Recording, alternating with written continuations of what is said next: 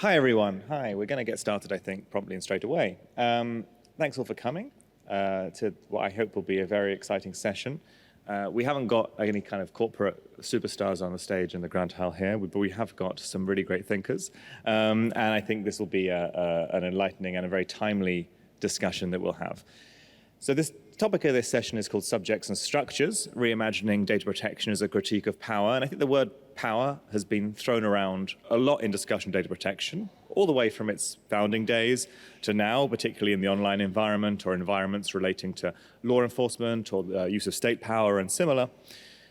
But we don't often grapple necessarily with the direct relation, I think, between data protection and power. We talk about the intersection and issues around it, but I wanted to really, well, one of the reasons I'm excited about this panel is because we can hone in exactly on that. I'm Michael Veale. I'm an associate professor at University College London in the Faculty of Laws. We have an exciting panel today, and I want to also remind you and assure you that this will be a really great interactive opportunity for the audience. So we're not going to be one of these panels that leaves only 2 minutes for questions at the end. So please do think through, because there will be opportunities early on to line up and to chat and to steer this debate, because I think this is also part of the collective in the room being part of this, this discussion. So I wanted to go first to our panelists. We'll introduce them as they go in order to give some initial remarks on this topic. First, I think one of my personal reflections on this is we have often seen, particularly as the Charter of the EU has played such a prominent role in the case law around data protection, we've blurred the Data Protection Directive and the GDPR with the right to data protection, the Charter, and also in the TFEU, Article 16. But just the term, the right to data protection, what does it really imply? How far does it go? Do we have to be stuck in a paradigm of data subjects, data controllers, personal data? We're already seeing the data protection basis in the treaties being used to underpin a quite wide variety, not as much as maybe we would like, but a quite wide variety of new e-legislation, from the Draft Platform Work Directive to aspects of the AI Act. There are parts alluding to it in the DSA, although it's a bit more complicated as a story there.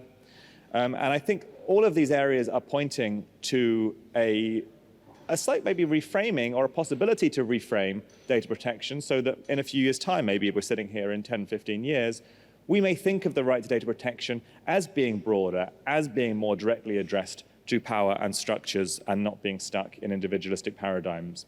So to first reflect on, I think, this broad issue from a wide variety of areas of scholarship, I'd first like to invite, to begin with, Victoria Guijarro Santos, who is a PhD researcher at the Faculty of Law between the University of Göttingen and the University of Muenster, and works a lot on how EU law and data protection structures and restructures social power relations. So please, Victoria, thank you for the introduction, and thank you also all that you're here for our panel. It's very nice.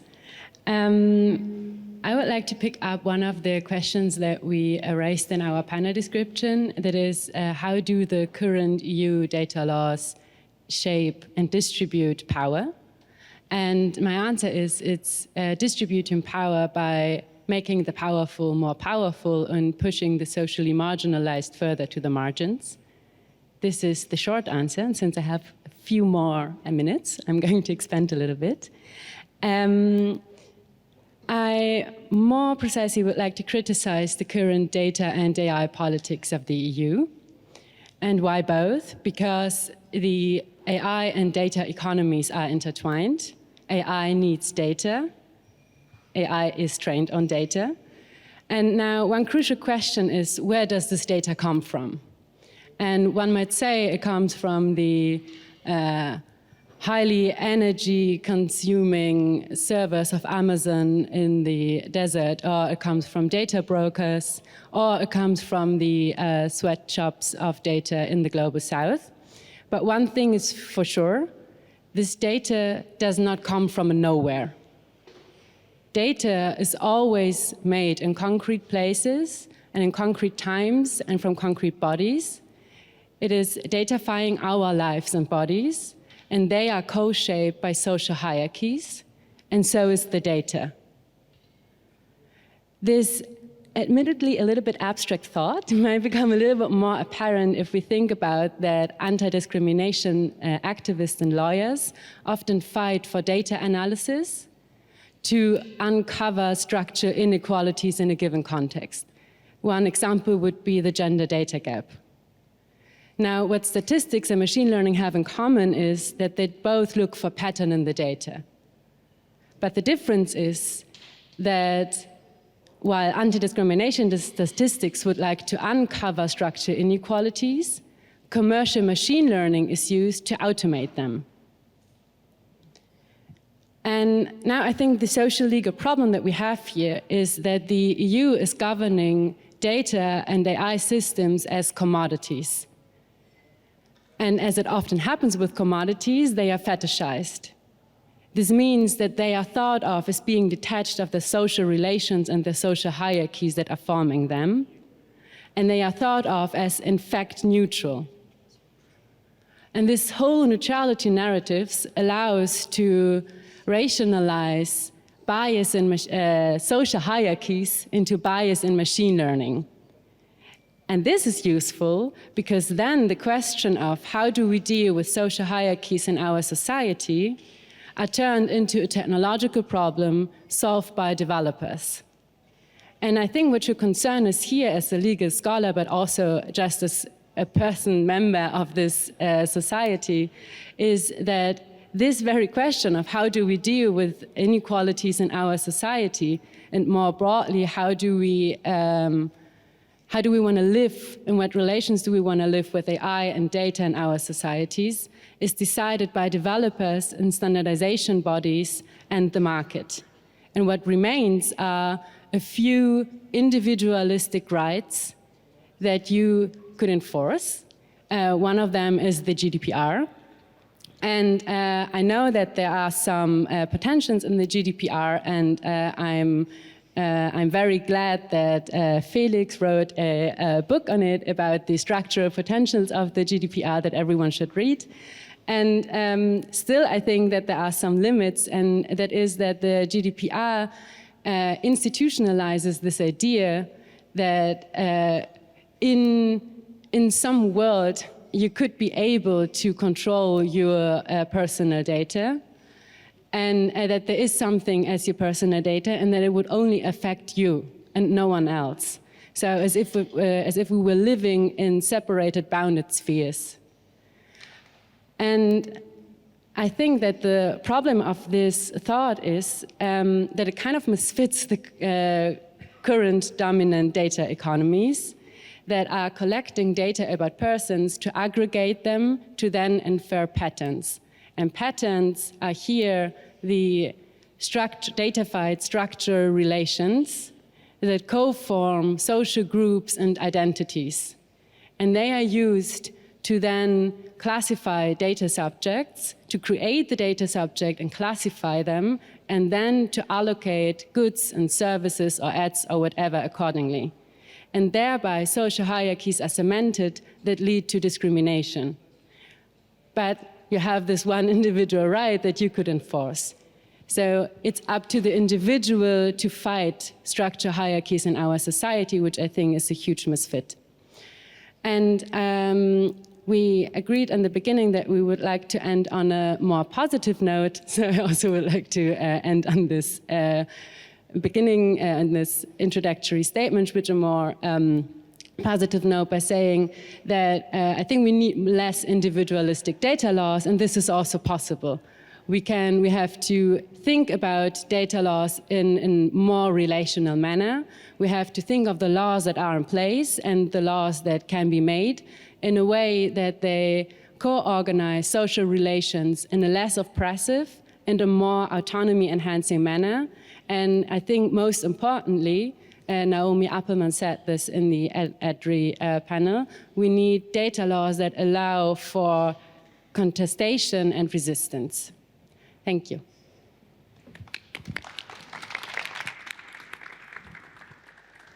Thanks, Victoria. Let's move now to talk to Aisha Kadiri. Aisha is a PhD researcher in political philosophy at École Normale Supérieure and works on issues around digital colonialism. So please, Aisha. Yes, thank you so much. I already warned Michael that I might steer this conversation more towards privacy, but I think it's also related to data protection. And just to give a bit of context, what I'm talking about, the thoughts I'm talking about mostly developed around research in Ghana, which was started with the question or the problematization of the standard setting function of GDPR in different legal contexts and different cultural contexts. So what I want to talk about now and bring into the conversation is the idea of norms, of information and norms, and how far information and norms are part of our regulation of GDPR, but also other regulations, and then how far there's maybe room for different kinds of norms. And I would touch upon the concept of information norms, which is actually developed by Helen Nissenbaum, a privacy scholar who's sitting on the panel right now, I think, or at least her co-author might be sitting on the panel. And the idea of information and norms is really that we're all navigating different contexts in our life. And in all of these different contexts, we have different information and norms that are integral to our definition of privacy. So we know that, according to Nissenbaum, there are norms that determine what information can be shared in specific contexts, and norms that govern the flow of information within and across contexts. And if these norms are violated, there is a violation of privacy, according to this theory of contextual integrity. And sometimes these information norms are very personal, sometimes they've developed historically, but they're almost always cultural. And now from this kind of theoretical departure point, it becomes very interesting, I think, when we look at regulation, both in European but also international context, because data privacy and data protection regulation are then placed within this context of already existing information and norms in our societies and cultural contexts. And therefore, regulation becomes part of the context by setting its own norms that sometimes put in law pre-existing norms and sometimes also come up with newly formed norms. So broadly speaking, this is a data privacy issue, but data privacy and data protection are connected to some extent, which Felix can give you probably like two-hour lecture on. And I think that's the reason why it's interesting, because essentially, I think you cannot talk about data protection without also talking about data privacy, in the sense that data privacy determines what kind of information, what kind of data we have, which we then protect, hopefully, against unauthorized access, etc. So data protection protocols are influenced by data privacy protocols, and data privacy protocols are influenced by our information and norms and what kind of data is collected. So in other words, laws in general play an important role because they can both protect as well as undermine information norms. And with this comes a certain kind of power. With GDPR in mind, this becomes relevant in both European as well as international contexts. I would posit in European context because Europe is not as homogeneous as it's sometimes portrayed to be. So also in Europe, there are different information norms. In one country, there might be different information norms depending on what city you're in, depending on what kind of upbringing people have, etc. But this becomes even more pronounced, I would say, or visible when looking at the standard setting function of a regulation like GDPR in, for example, the African context. And this is why I'm sitting on this panel, I guess. Because there you can really see that there is that these information norms are not universally valid, and that there is a power dynamic to it, as well as when looking, for example, how GDPR is a standard setting function when it's part of trade negotiations, etc. And it's thus making its way into different countries' regulations. So an analysis of power, I would posit, has to take into account at least 2 points. One is how data subjects navigate these different kind of norms and structures of authority. which might be contradicting, meaning you grow up with a certain kind of information norm in specific context, and then you're confronted with a law that's maybe developed out of a very different context and different information norm.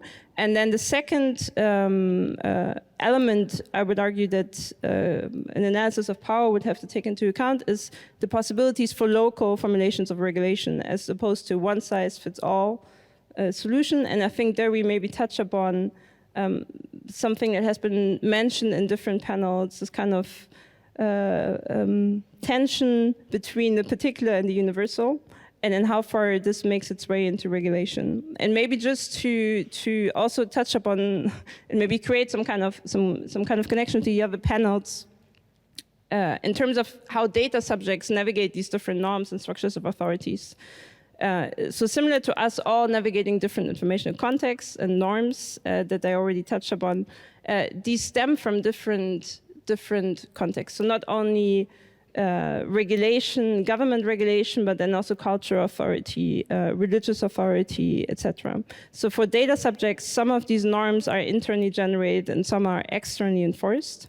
And it means that it's not just a question of are we abiding a certain law, but it's also, or it's not as clear as, yes, I'm going to break the law, I'm not going to break the law, but essentially a negotiation between different kinds of norms and trade-offs have to be made. It's not as black and white.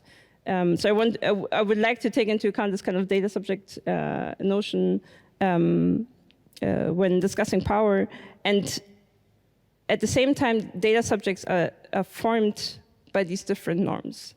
So on one panel today, it was mentioned that there might be a risk that if sensitive data subjects are asked for sensitive data in order to have data to test bias in the system from, that might actually change data subjects' view on giving out sensitive data.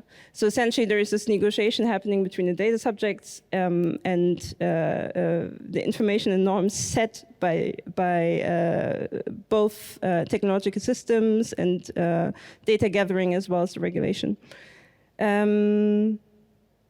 That's pretty much it. But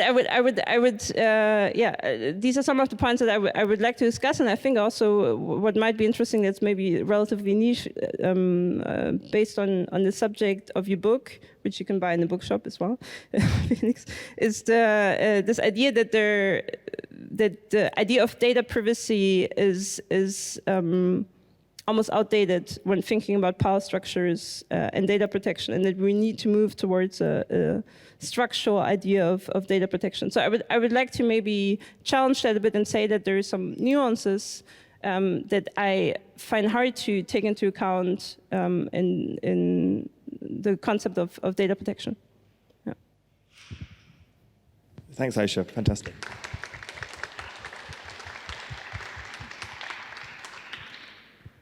And without further ado, let's move to Felix Bieker. Felix Bieker is a legal researcher at EDRi, which is the data protection authority of Schleswig-Holstein, one of the German Länder. And as was mentioned a few times already, he has a book. And this book was published last year, and it's quickly making its way onto reading lists, at least in university sectors, for educating on data protection, because I think it's a very great navigation tool to many of the different approaches that scholars have taken and critiques the individualistic approach that some theorists have taken to data protection, and that's available in the bookstore, as mentioned before, The Rights, Data Protection, Individual and Structural Dimensions of EU Data Protection Law. And he also co-edited a very interesting Internet Policy Review special issue on feminist approaches to data protection. So please, Felix. Thank you for this glowing intro that I will hope to live up to.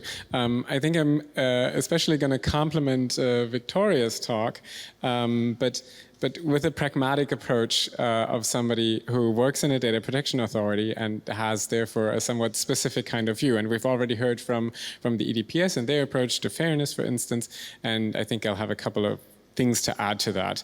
And why am I doing this? I do think there are limits to the law, but the thing is, data protection law is the law that we have. So we have to use it. But if we use the law, then we should use it to tackle the societal issues that we're currently facing, and that's things like racism and sexism and transphobia. And we already talked about how the GDPR contains the individual dimension. That's something that Victoria also addressed, and Aisha as well, of course. And Gianclaudio Malgeri just introduced a new book on it today. And on Wednesday, I already talked about the structural dimension of data protection, which is, the technical and organizational measures and the risk-based approach that relies on the fundamental rights and data protection by design, and not the least, of course, the data protection authorities, which basically means that data protection works out of the box. So it isn't dependent on the individual or on the data subject. And I think Aisha is doing some very, very interesting work on the data subject and on reimagining the data subject, and also all the questions of privacy that come up here and that are very interesting. But it isn't just that, and it isn't just data subject rights, and it isn't just consent, because we also need data protection to protect society as a whole. And that's how the whole discourse of data protection started out. That's the path of data protection, and that still lives on.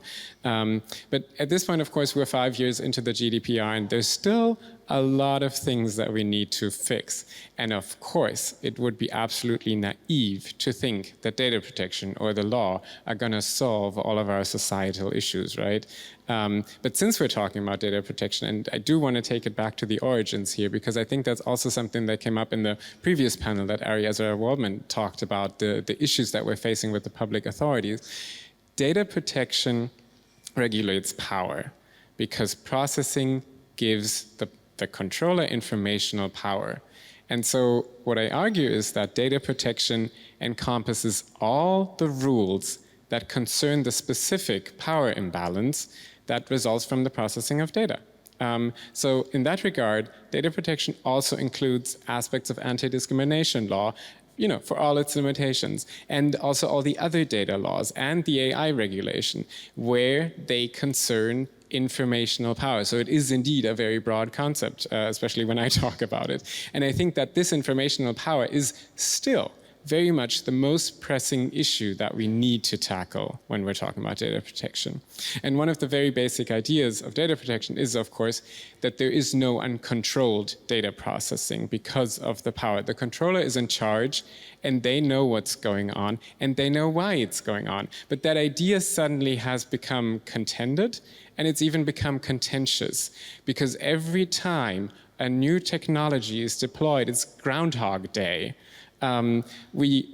It's released with a great fanfare. There's no safeguards, there's no documentation, there's no accountability. And I'm thinking way back when social networks was a thing. We've had blockchain, but there's a blockchain week in Brussels this week. And now we have so-called AI and the algorithmic systems that it's actually made up of. And these companies have a repeating strategy, right? They deny that they're processing personal data. They deny that they're responsible for that. Then they go to court. And then much later, when all the remedies and also everybody else is exhausted, they say that they changed their policies. But they don't really change anything in substance. They just move on. And then you have to go sue them again. So I think we need to look beyond the law, also for other approaches and other disciplines to inform our approach to the law. And we have a lot of great resources. We have in AI ethics, we have researchers like Timnit Gebru and Abiba Behan and Emily Bender, who are looking at the real life outcomes of this technology, of algorithmic systems, with a focus on marginalized groups. We have critical data studies and data feminisms, and that has been developing for a long time. And now there's the book by Catherine D'Ignazio and Lauren Klein, who question the categories, right? Who question the gender binary, who question objectivity and rationality, and discuss the invisible labor that we've also been talking about here quite a bit behind the current data practices.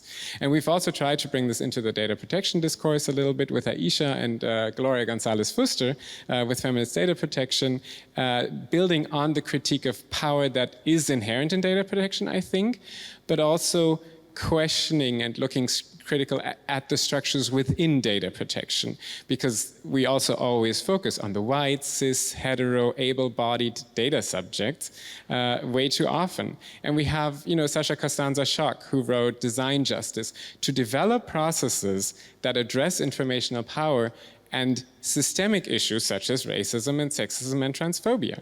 And I think that all of this can be tied back in with the legal tools. We have data protection impact assessments, and we have the risk-based approach, which looks at the fundamental rights, which all of these things are relevant to those. And of course, that also has its limitations. That's always the case with the law. But it's what's here. And so for a truly structural approach to data protection, I think that all of that has to be part of data protection, because the law should be made to address the societal issues and not just for the dogmatics. And, you know, as I said in the beginning, the law only does that much. So what I think we need is to walk and chew gum at the same time, basically. And Julie Cohen already pointed this out earlier today. She said that the GDPR is not going to take away, you know, the informational power that's driven by, you know, markets and all the processes that come with them. We will have to move beyond the scope of the current law and of the law. We have to look at the manufacturers. We'll have to look at the standards. Jules Tour organized a very amazing panel this morning about standards and AI. We also have to look at the infrastructures, the digital infrastructures, the protocols, the libraries that everybody's using, and all these other very basic but material components of the technologies that we use in order to get to the bigger structures. So that would be my opener. Thank you. Thanks, Felix.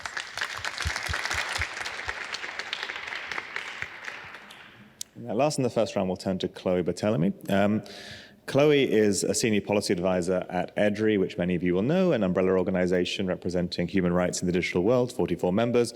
And Chloé has the fully unenviable task of dealing with the current torrent of digital regulatory proposals from the European Commission, among other actors also involved in this, which, as an academic supposed to be teaching this, are totally unmanageable for me, so I don't know how the NGOs do it. So Chloé, thanks for all that work, but looking forward to hearing. Thank you so much, and I'll make sure to pass on this thank you to the rest of the team. Obviously, it's a team effort. Yes, like I thought, like I'm way less versed than the other speakers on the panel to talk about this very difficult question from this very theoretical point of view. So I thought I could just bring a little bit of illustration through the work that we're doing as a digital rights organization that is engaged in advocacy towards political institution, and therefore we kind of are on the front line, as you mentioned, of using data protection as an approach to try and pursue bigger goals like equality, the fight against all the oppressive systems, and so on. And EDRi has been narrowly focusing its work for a long time on the advancement of the rights to privacy and data protection. And we are currently kind of drawing lessons from this very particular strategy of this narrow focus on those rights. Since 2020, a large part of our network, our members of NGOs are working together with the Digital Freedom Fund, DFF, on a decolonizing digital rights initiative. And this is a process that aims to really challenge the structural causes of oppression and acknowledge also their historical roots. And as part of this initiative, obviously, we try to transform a little bit our advocacy work that we've been doing for so many years in order to better reflect on the very specific digital rights impacts and needs of marginalized communities, which is something we have lacked in the past. And so that way we are able to a bit critically reflect on how well data protection as an approach performs to achieve that goal. And so I would like to use two main circumstances in which we think data protection is like, it's not enough or it doesn't help. One is the first case scenario is when data protection is inherently limited in achieving protection of people from inequality and from domination. This is especially taking place when logics of exceptionalism and racializations are at play. To be a bit more concrete, in the policy field of migration in the European Union, you could see that data protection very much as a tool, as an approach, is quite powerless because we have a system with really much have double standards at play. We have ramping surveillance ecosystem to control people on the move at the borders, but also within the territory of the European Union, including predictive policing systems being deployed, mass-scale databases of biometric data of people, AI-based profiling system, and so on and so forth. And the tool that data protection offers in this context are clearly inadequate to halt the trends in the migration field. And those trends are criminalization, the amalgam between migrants and criminals. They're put in the same database that are interconnected. And dehumanization, how we reduce those people to their biometric characteristic most of the time. And those are the trends that the EU legislator is very actively pursuing and feeding into. And I'm not the one saying that data protection does not offer the right tools. You simply need to check the reaction and the engagement of data protection authorities. So the very enforcers of data protection in this context. So you have, like 2 days ago, Clara Guerra, who is the chair of the Coordinated Supervision Committee, who is gathering all the DPAs that are responsible to enforce data protection in the field of law enforcement and migration. So towards EU agencies and EU databases. And she clearly said in her talk in CPDP, like, enforcement in the context of the interoperability initiative won't be enough to prevent violations of fundamental rights. Because the legislation is fundamentally flawed.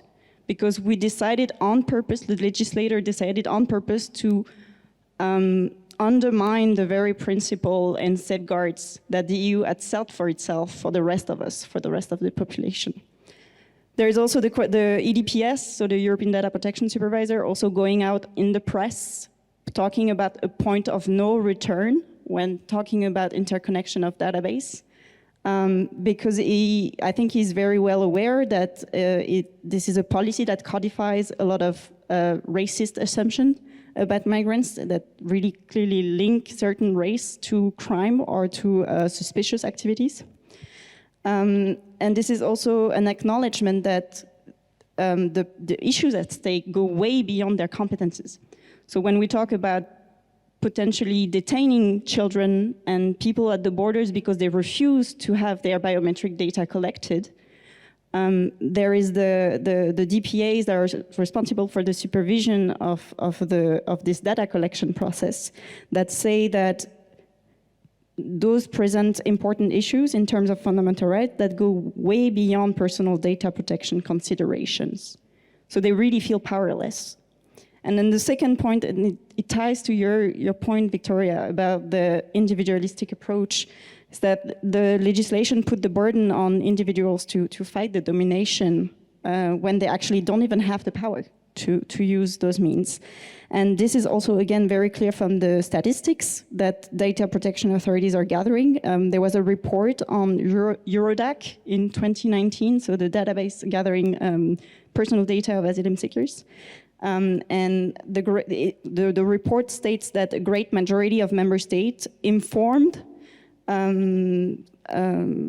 this coordination group that they have not recorded any request for access since July 2016, so in 3 years' time. People just don't use it. It's not useful. Coming to my second circumstance or situation very quickly, I think sometimes data protection is used as a pretext for pursuing the status quo and very much ties into reformism. And it also prevents us from seeing the bigger picture. It distracts us a little bit from broader societal issues. For example, the digitalization of many aspects of our lives comes with an overreach of already dominant players, as you mentioned, into public matters. So we have a privatization of a lot of public services, and obviously that comes with a lot of democratic questions, economic questions that we are not asking ourselves because we are so focused on what are the data protection implications of all of this. And so we forget to ask ourselves, what are the transformation of private actors entering public matters? How does that change how public institutions are governed? how they operate, how financially stable is all of this.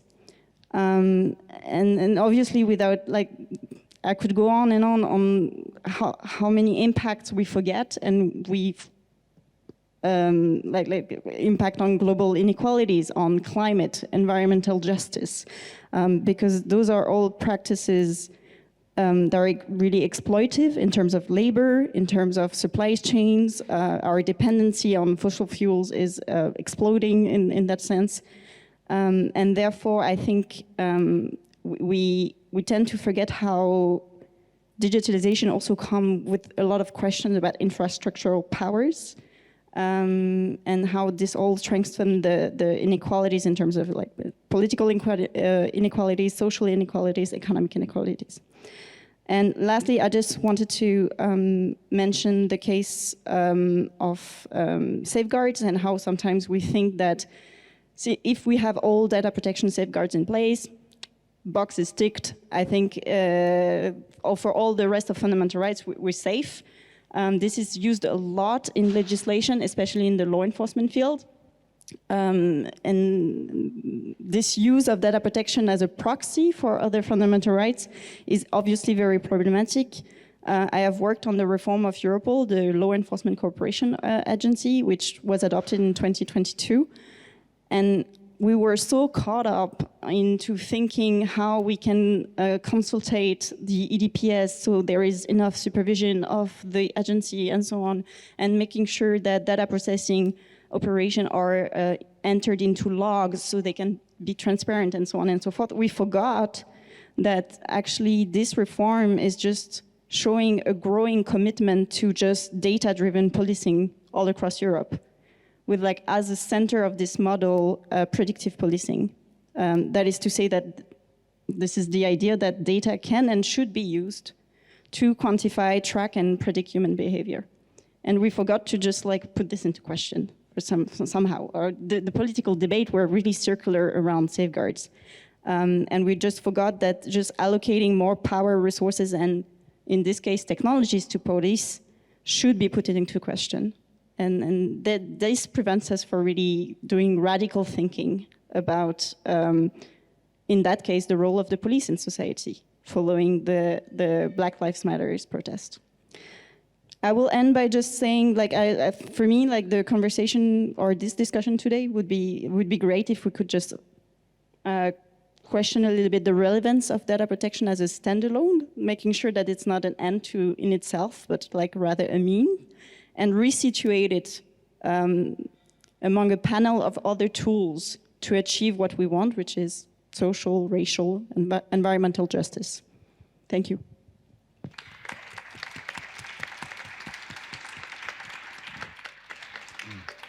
Okay, thank you, everyone. I want to just draw a few themes that I think came from that I thought were fascinating. And one theme I think that came out was the theme of movement and different kinds of movement that have appeared. So we've seen a movement maybe from, as Victoria was explaining, from issues of equality and racial justice and those political spheres into a more techno-solutionist sphere as things get datafied, as issues get datafied.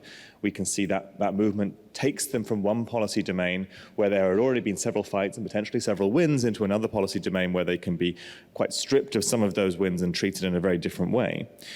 We've also seen movements of norms around the world, as Aisha was saying, where we start to see movements of data protection into spaces where it hasn't really been discussed, debated, may not fit with local contexts, and may not fit with a right to determine how information and how information asymmetries play out in other domains and how they interplay with other policy areas.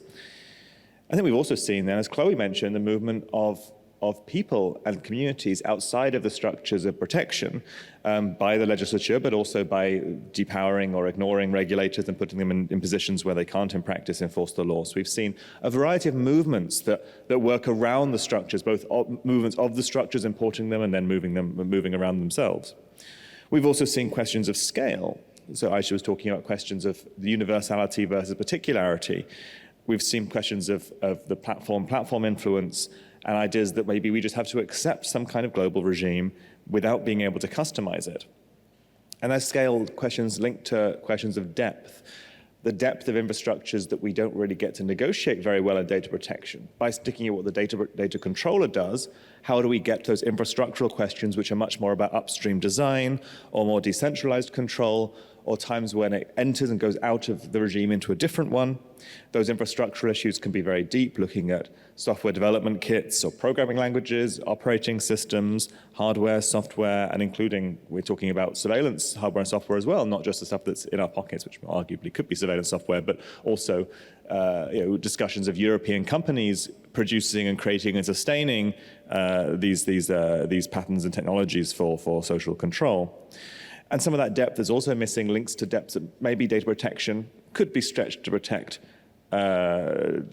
issues, to work around issues of anti-discrimination and to fight for issues of racial justice, if we try and interpret it broadly. But when was the last time someone did a data protection impact assessment that included environmental issues or climate justice issues? And how far did that go down when we've got a whole set of rights in the Charter that maybe should be considered? Which ones do we ignore because they don't relate directly to individuals? We have a very difficult time conceptualizing them, like the climate and the atmosphere, down to the individual. Is about as far away as you can get without going and setting up a colony on Mars or whatever you want to do. So I wanted those areas I think wanted to just pull out as a bit of a summary, and I want to do two things. Firstly, I want to do a quick round on the future and where we can go from here if there are tangible movements and changes that people on this table see. But I also want to, in this time, invite the audience to be thinking and also queuing up by the microphones, because we're going to give a lot of time for discussion and stimulate that way. So please do think about what you've heard, what's on your mind around these issues, and join for short statements, questions. We'll take a lot of them, hopefully, so please do get really involved. So the questions I want to ask here, as well as maybe reflecting on my reflection or reflecting on what anyone else has said, feel free to do that. But can we stretch the interpretation of data protection law? How far can we stretch it beyond to solve some of these challenges? And should we be stretching it? Do we need new tools? Do we need to link existing tools better? Chloe's also given us some ideas this to begin with. How much of this might require legislative change? How much of this requires other kinds of change in mindsets? And how much are we accepting that data protection is what we're told it is by large companies, by governments, by security or law enforcement apparatus who tell us it is for a certain set of things. It is designed to, say, legitimize data processing or work in certain interests and out of others. So please, who wants to go first and reflect on anything that's been said or any of the issues of ways out of this quandary? Aisha? Yeah, your question, what we should take and what kind of definition we should accept, really reminds me of the whole debate around data sovereignty and digital sovereignty, and the way that it's kind of used in many different kind of contradicting contexts. You can talk about indigenous data sovereignty, you can talk about digital sovereignty in the EU, which links up with Europol and Frontex and all these nice initiatives. And I think really we can use it whenever it serves our purpose, I think. I mean, I'm really for a kind of pragmatic use of not stretching the word to its infinity, but using it whenever it's useful to further these goals of justice, for example. I think there is some kind of power given away by saying we cannot use the word data protection because maybe Frontex uses it in order to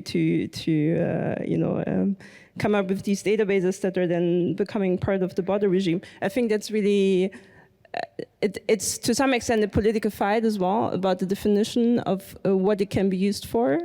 And that's obviously also happening in courts, but I think we shouldn't give up a kind of a stage like this in order to kind of stick to pureness of the definition of data protection, if that makes sense. I think I'll just continue on with that because I absolutely agree.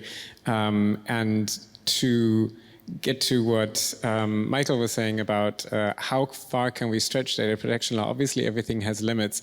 And at my book presentation, Gloria asked me the wonderful question of whether it isn't just all wishful thinking that I'm doing. And I said, well, isn't the law always just wishful thinking? Because all we ever do is interpret texts. And they're never really, determinative because we can do a lot of things with them.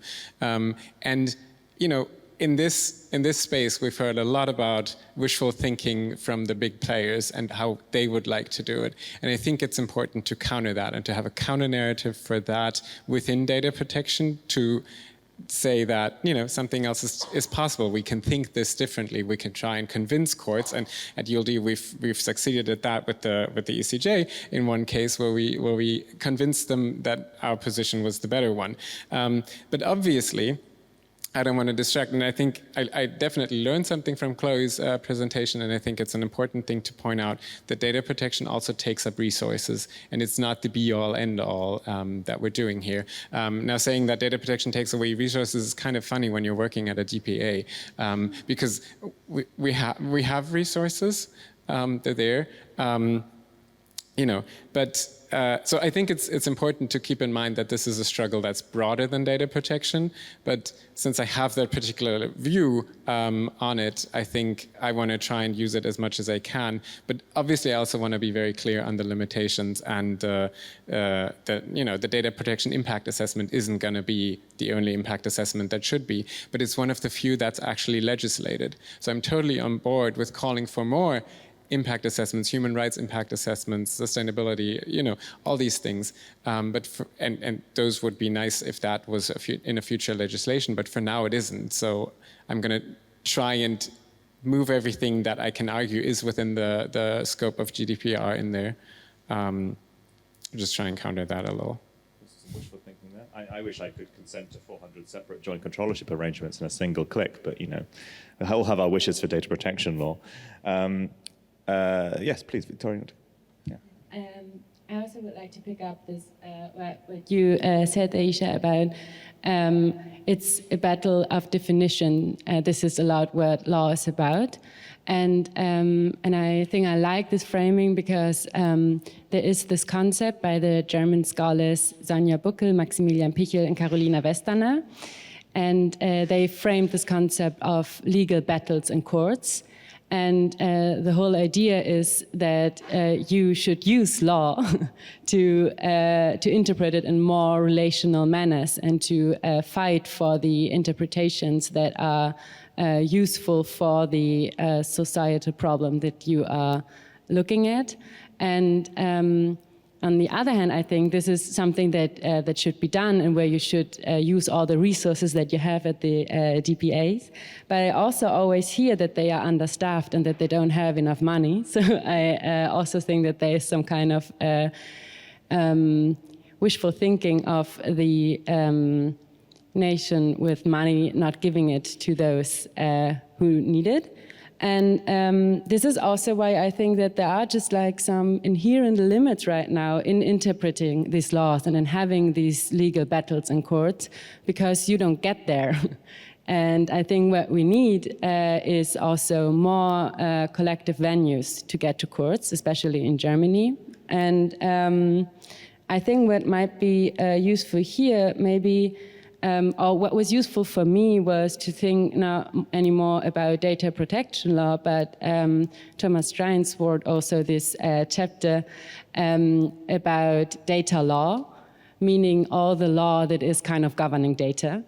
And this would also include, for example, anti-discrimination law, which is, as we see very often, there is also data-based discrimination, which can also be tackled by these laws, and there we definitely need more collective venues. And I also think it's not only this, I think we also need to tweak the laws that are allowing for participation of workers' councils in hiring processes. Why? Because right now a lot of hiring tools are used, and these worker councils should be part of the design process and of the question if we need them or not. And these are things where we could go in and ask for reforms. And one last thought is, and then I stop my monologue. But I think what makes me a little bit sad sometimes is that there is this new technology, AI. It's kind of impressive, actually. And what we're doing with it is just enhancing the oppressive rationalities that we are living in. This is the only creative idea that we had. And this makes me very sad. And I think that we can think about more cooperative ways of what do we do with this information that machine learning is generating. And for anti-discrimination perspective, this would mean to use them to uncover structural patterns and change the institutions, and to create other infrastructures where we allow people to be involved from the beginning to the end. And this is also something where Thomas works a lot on, also with Angelina Fischer. They wrote this paper on data inequalities, which deals a lot with the infrastructures, where I highly recommend to read this paper and everything else, which was also mentioned by Felix, or the book recommendations by Sasha Constanza Schock with data justice, for example. And there are, just one little thought, there are already cases right now going on. I've just heard from one researcher at the university in Aalen. This is just in the middle of nowhere in Germany, but where people are actually thinking of how to include workers in the automation, by automating the workplace. And they are there from the beginning, and not only the workers, but also the families and all the people that are affected by automating the workplace. And I think this is where we should look at, and this is where we should take our imagination for AI, and not from commercial AI companies.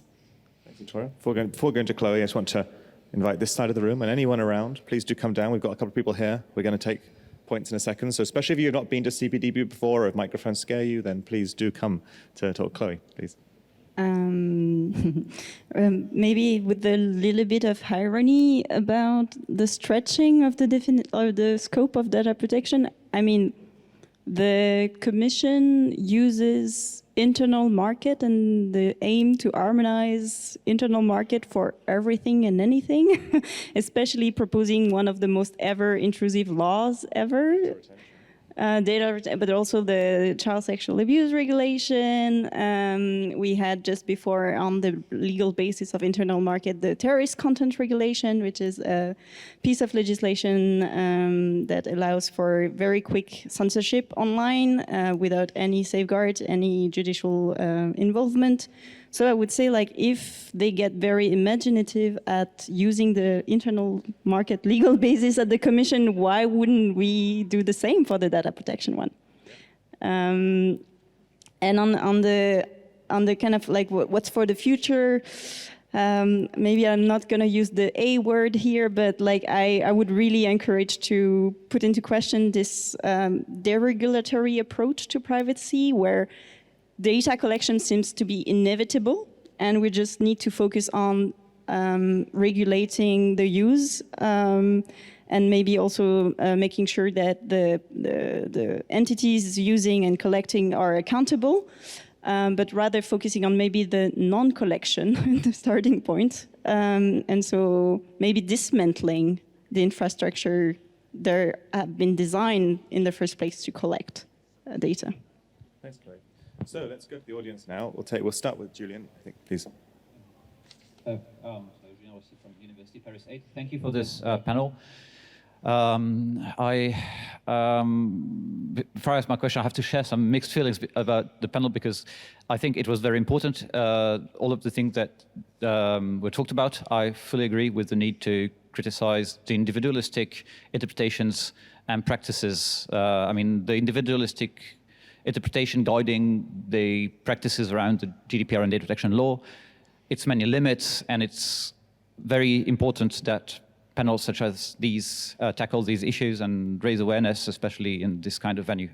At the same time, I had the feeling at some moments that, especially like hearing things that I understand, like, but data protection helps the status quo, puts the burden on the individual. At the end, I almost had the feeling like, is data protection useless? And thinking back to the discussions before the GDPR was adopted, a lot of the actors and players who said that the GDPR put too much emphasis on the individual cannot really decide, and so on, were actually trying to take out the ideas of explicit consent, and they were mainly industry actors. And And now we end up with proposals like the AI Act, which do not contain any individual dimension, at least not new rights for the individual. And this is also rightfully criticized. So in this context, my question is how to create and spread critical discourse on the individualistic manner in which the GDPR is interpreted and applied and talked about very often. And this is very important, and I'm really very glad to hear this criticism. But without taking the risk of that playing into the narrative that, oh, but if the GDPR is so useless, why do we have to pay DPOs, and why do we have to deal with any of it, and why should we pay taxpayer monies for data protection authorities, and why not just get rid of all of it, because it's useless anyway? And yeah. Thanks, Julian. I think we'll also take Oscar while we're there, because then we can take both. So please, yeah, also, could you say also something, and we'll do it together. Oscar Stein, University of Groningen. Yeah, my first question that I wanted to ask is actually very related. It's just slightly different framing, and that is, maybe it's also like very too straightforward, but like how has data protection ever promised to fix what you're making an issue here? Like, I mean, from coming here from different type of angles and the projects that you're working on. Sorry. Yeah, much better. So first question is like, when and how has data protection as a secondary EU legal regime ever promised to fix those issues that you raised? So, I mean, it could be connected to, you know, role of law, general in society. It was also partly mentioned by one of the speakers. So this was my first reaction, because in German there's this saying of a frog perspective, and in a way the panel feels to me like we're discussing something from a frog perspective, which actually should be discussed from a bird's eye perspective. And it also feels like, yeah, this is something which has more to do with constitutional rights, and there are many. Then actually, if we leave the EU legal order and you look to the national traditions, then maybe there is an opportunity now to revisit things like informational self-determination. There are lots of concepts there, also new concepts. So that was the first one. And the second one, it has been mentioned several times by different speakers that there is a strong need for recognition of community-based approaches, and that is true. But at the same time, I think whether we are too much focusing on substantively discussing that rather than thinking about tackling the problem of how to put that into practice. So which type, like if you make an analogy to data protection law, I mean, you can for a very long time discuss substantively what makes data personal, etc. But at the same time, we see that the probably bigger problem is how to enforce what is there substantively as a discussion. So thank you. Great, thanks. Thanks both. I'll just summarize. So Julian asked, I think, how effectively we can have an individualist critique without playing into the hands of those who wish to water down data protection law. And Oscar asked two questions. So the first one being, when has data protection law promised to actually fix the problems that were being discussed, and how I think, kind of, maybe to frame it differently, how do we see that interplay between data protection law and these broader rights, and how much weight should either of them carry in this sort of social justice quest, as it were? And the second question, if I understood it, was around actually putting community discussions into action, and I think that's both got parts of looking at the legal instruments and seeing how it works, but looking at the other barriers to actually having that mobilization occur, and maybe also the social question of how to construct certain communities as well. So who wants to take either or any of these challenges? And please, again, do join the empty microphones.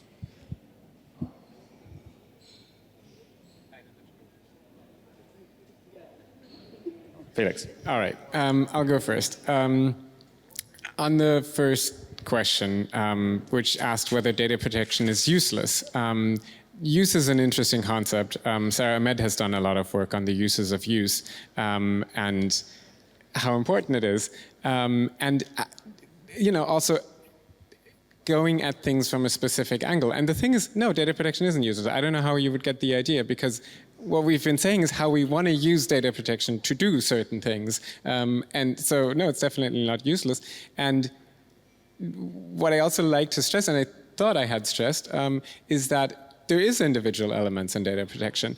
They're already being discussed all the time.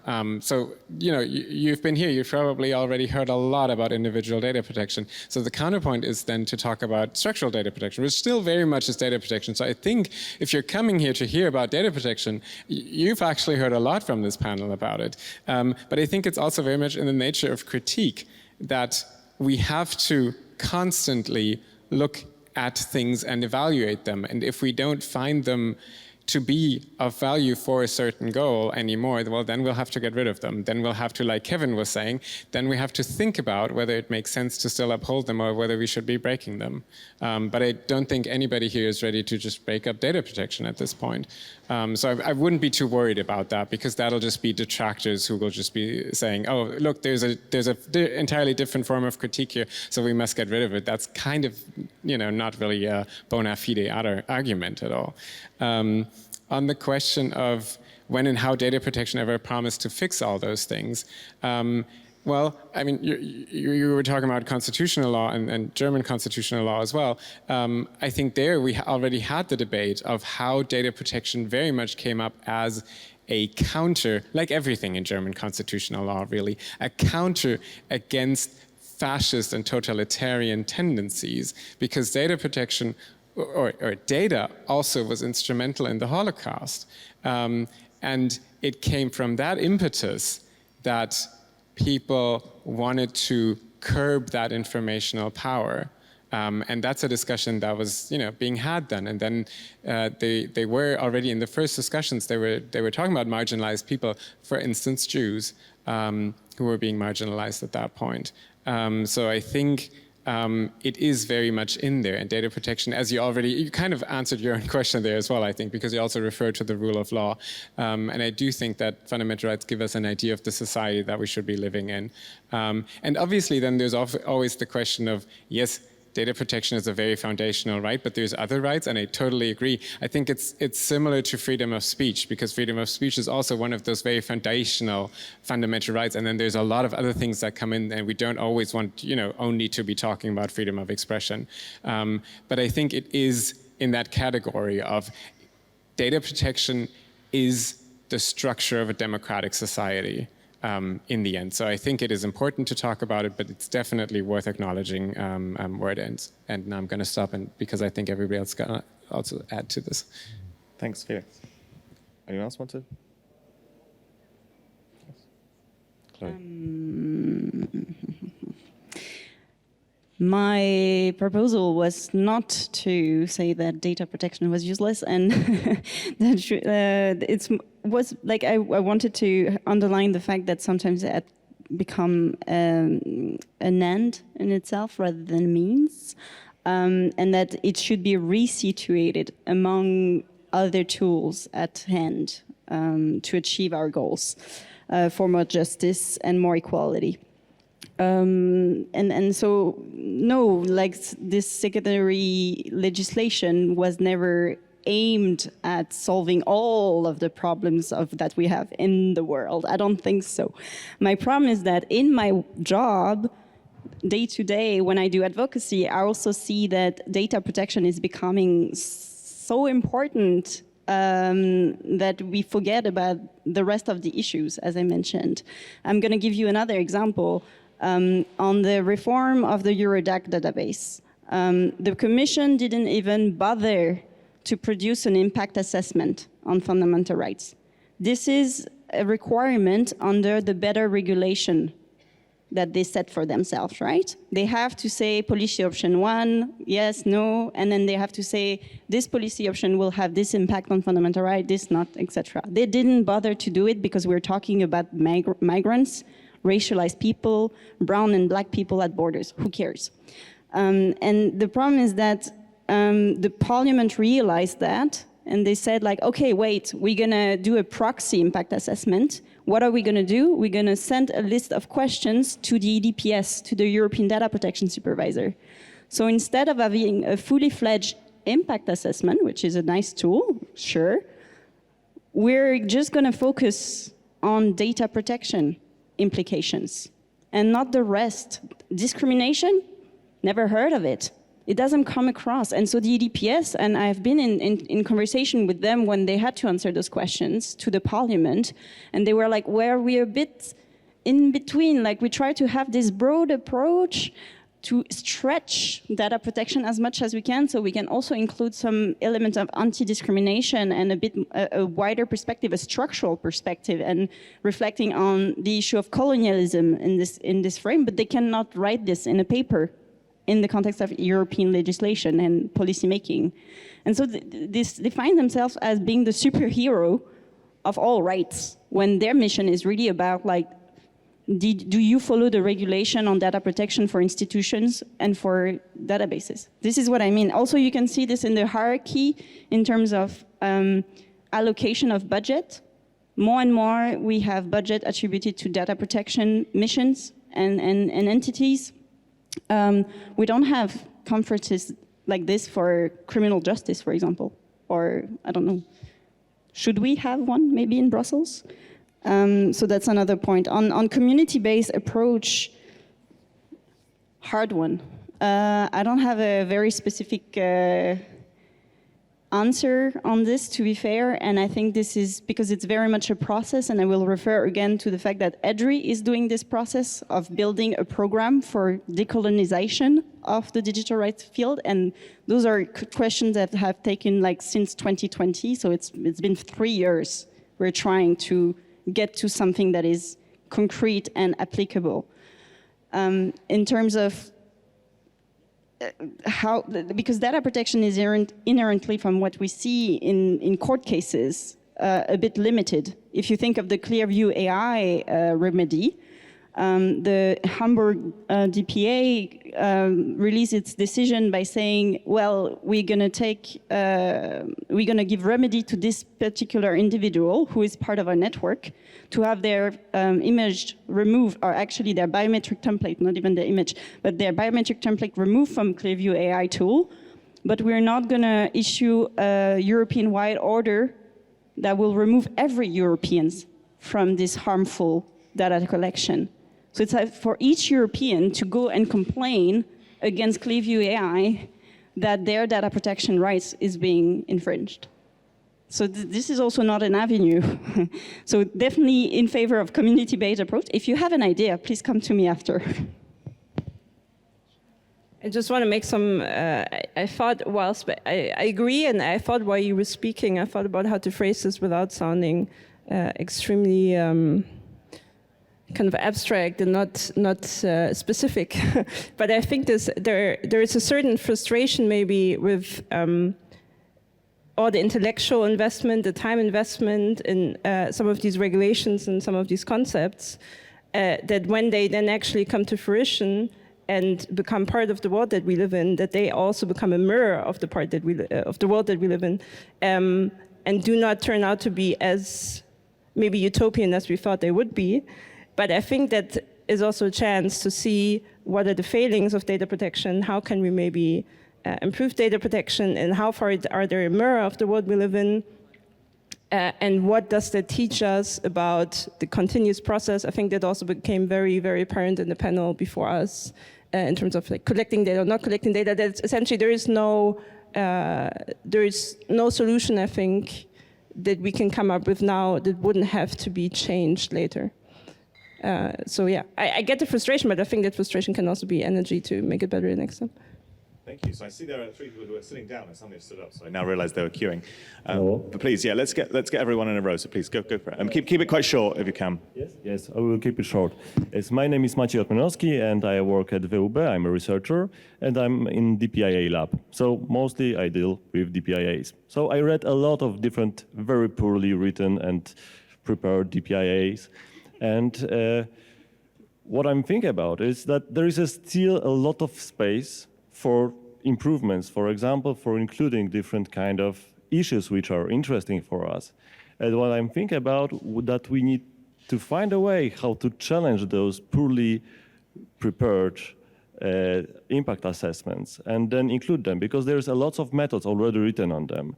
And some of them are interesting, some other methods are very limiting in the scope. For example, proportionality assessments. There are understanding of proportionality in data, like in those impact assessments is very narrow, and sometimes like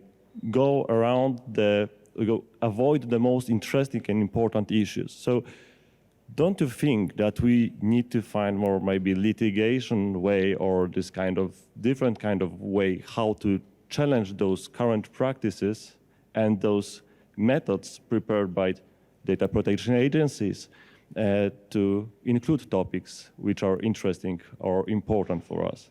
Thanks. Laura. Yes. So my name is Laura Drexler. I'm a researcher at Karl Leuven at the Open Universität. My question is related to the notion of individual control, which all of you brought up, and which is definitely alone not sufficient. You also need the structural dimension. But I still was wondering, the view of the panel on what role does individual control over personal data, what role should it still have then in the future, in these new data laws, in data protection law? Should it have any role? Should it have a changed role? Should we think about something else entirely? That's something I was curious about. Thank you. Please. Hi, Mark Dempsey, Article 19. Firstly, on data protection GDPR, I think very little is going to change until the Commission can acknowledge that it's not working the way it needs to work and it's not protecting the people it needs to protect. Felix, lovely to see an enlightened DPA staff member in this talk. To what extent do your thoughts filter upstairs and then potentially to the EPDB? Thank you. Great. So, there's 3 questions. DPI methodology, is that a way to change individual control with which future, and filtering up these ideas institutionally, how to fix that. Who wants to take those? We've got 4 minutes, so let's be quick. Felix. I'll just get into it. On all the terrible DPIA methods and DPI reports, I'm also reading them. Most of the ones that we get are really terrible. I would be so happy to just... I've read a couple of proper ones. That's nice. The thing is, DPIAs have limits, obviously, right? Because if you don't want to do a proper DPIA, you're not going to be using the greatest methodology. We can put it out because, it's not going to be in the law. So we can have the greatest methodology and, some companies aren't just going to use it. So there's very, very great limitations on what then DPIAs do, because somebody's always going to take the easy route and the easy approach and the one where they just check a few boxes and then they're done. That's just how it is. That's just how limited it is. I think there is value in putting out a good methodologies. We've done that at Forum Privatheit, and unfortunately that's only in German, so it only has very limited reach. It's making the rounds. It is what it is. On Laura's question on the role of individual control in the future, I don't really have a ready-made answer. In the context of feminist data protection, we were also thinking about, obviously, consent, because it's such a foundational concept. And there's already been so much work in feminist discourse on consent. And it's interesting how it really just doesn't work at all in data protection, it seems.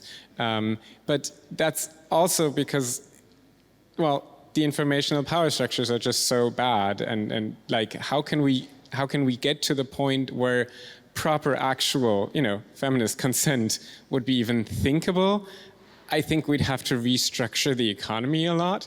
And I don't want to say the bad C word, but, nobody's going to like it. It's not going to prove very popular with all the internal market things that we're talking about all the time. My idea is filtering up the stairs to the EDPB. I wouldn't, don't wait for it. I'm working in the research department of ULD. I have a very good relationship to my boss, who's also here, and everybody knows Marit. We talk. She's very interested in these things. She's pursuing these things on her own. And I think she's, if you've ever seen her, she's a very engaging and convincing person. So I think they do make their way, but obviously let's not, it's all limited. There's all, the EDPB is a big institution with a lot of players. Let's not be naive. You've got a couple of sentences only. We've only got 1 minute to go for it. Okay, so on the question of individual control, I only want to highlight what Felix said on what we've learned also from feminist legal scholars is that this whole idea of consent only works in a place where power hierarchies aren't that prevalent as much as they are right now, so that there are actual symmetries and they are not there. So I think this whole idea of individual consent will only work in very, maybe in little places where you can create a space where social hierarchies aren't that prevalent anymore. So this means that you need to change the infrastructure. I think this is the only place where it could work. Great. Well, thank you everyone for a wonderful panel. Really enjoyed it. Thanks for all your questions and comments. And that's it for now. We'll still keep rethinking, and I hope people will have a more adventurous conception of the future of data protection in their minds after today. So please give a round of applause and enjoy the rest of your day.